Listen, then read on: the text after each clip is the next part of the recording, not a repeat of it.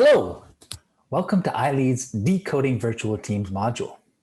My name is Jordan Daniow from the Troost Institute for Leadership Education and Engineering at the University of Toronto. In this video, we're going to briefly cover key concepts, best practices, and examples to help you build your knowledge and confidence in creating better experiences and results on your virtual teams. Let's get started. June, Leon, Khadija, and Lucy are on a design project team together at UofT. But they're all isolated, working fully virtually from their own homes. We'll follow their virtual team's journey and share their examples as we walk through the best practices and concepts in this video. The central and ongoing challenge of virtual teams is maintaining the meaningful contact and interactions that allow everyone to know, understand, and be comfortable with the work being done and the state and reaction of their team members.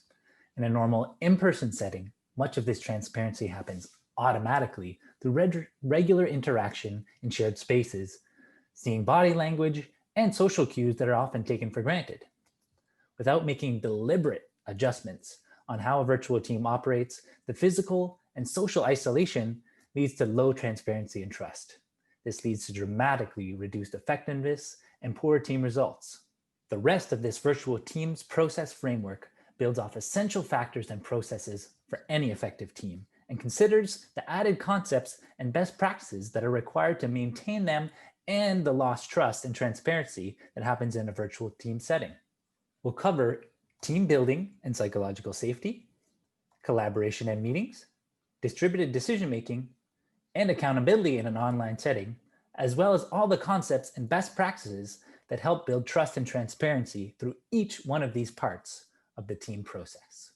The process starts with team building and carving out the space and time to get to know and understand each other on a personal and professional level. Our UofT team started with a video call where they shared some of their future goals, ideal outcomes for the project, and hopes and fears for the team so they could understand more about each other and develop shared expectations. They even gave each other video tours of their home workspaces and played some collaborative online games to feel more connected. This helped them get a better sense for each other, given they had never met in person. They knew that relationship building needed to be an ongoing process and extra effort when there wasn't the possibility of regularly seeing or running into each other in a physical space. So they set up a daily work and life update and check-in time in their chat channel and did a virtual lunch together once a week. A large body of research has shown that the key characteristic of any strong team is psychological safety. It's crucial to create an environment where people are comfortable sharing their ideas, concerns, and problems openly, even if the ideas are potentially unpopular. Being able to take these interpersonal risks allows teams to be more cohesive, better avoid and solve problems, and learn faster together.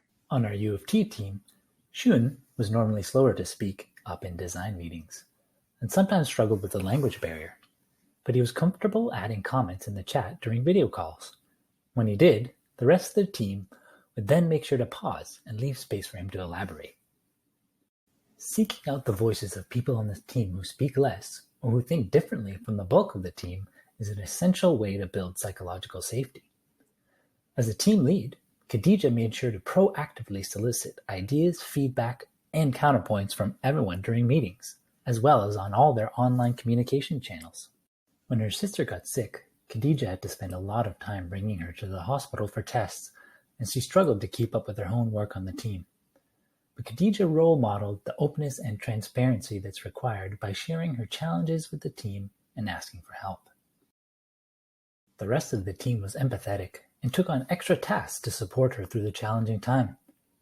These behaviors built strong trust and psychological safety in the team. Specific guidelines for team interaction are vital. Research shows that rules reduce uncertainty and enhance trust in social groups. This is especially important in virtual teams where default certainty and transparency are low. Our UofT project team discussed and wrote down their norms around message response time, meeting structure, everyone's working hours, what to do with lateness, feedback methods, and decision-making and accountability, which will be covered later in this module.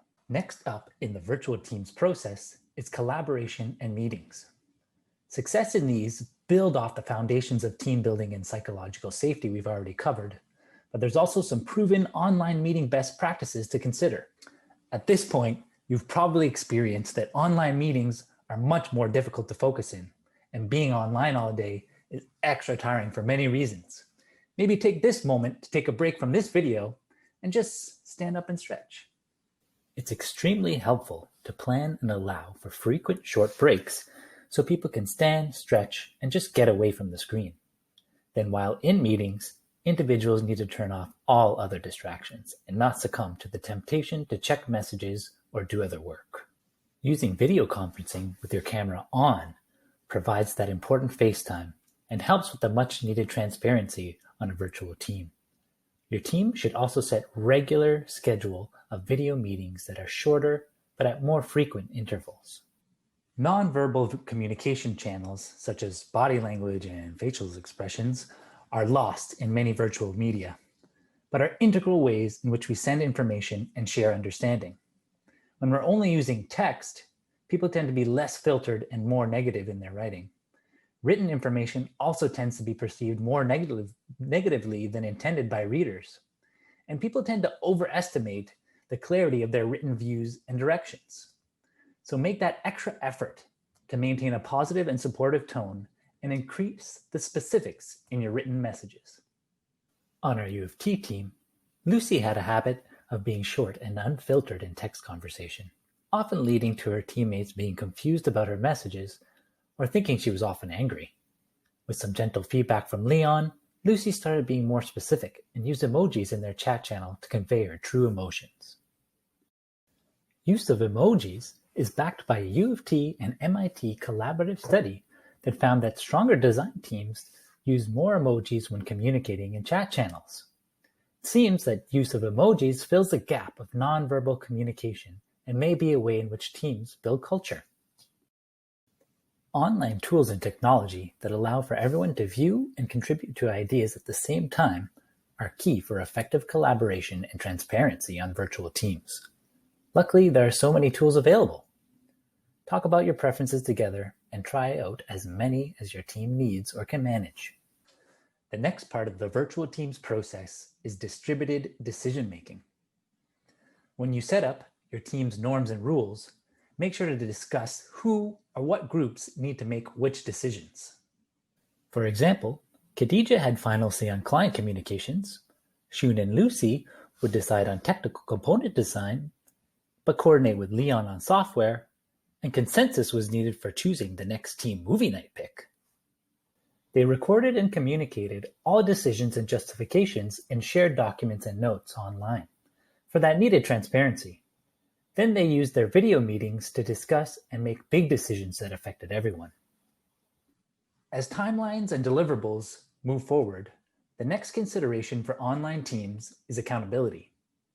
Setting specific expectations for each member's role and holding everyone to the written norms and rules is important to maintain trust and be an effective team.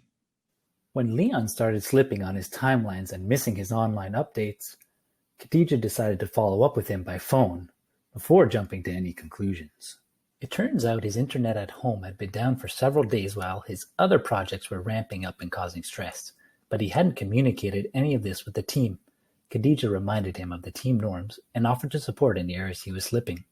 Leon promised to maintain minimum updates about his situation, even and especially through stressful times. Through many ups and downs of screen fatigue, cabin fever, and other team challenges, the team pulled together to meet their final client deliverable with a few minutes to spare.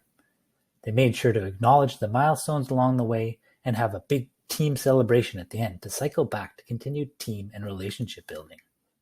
They ended up successfully following the virtual teams process to overcome the central challenge of trust and transparency in a virtual setting, just like you can. Thanks for watching this video. Be sure to check out our other virtual teams content and feel free to follow up if there are any questions. Best of luck on your virtual teams.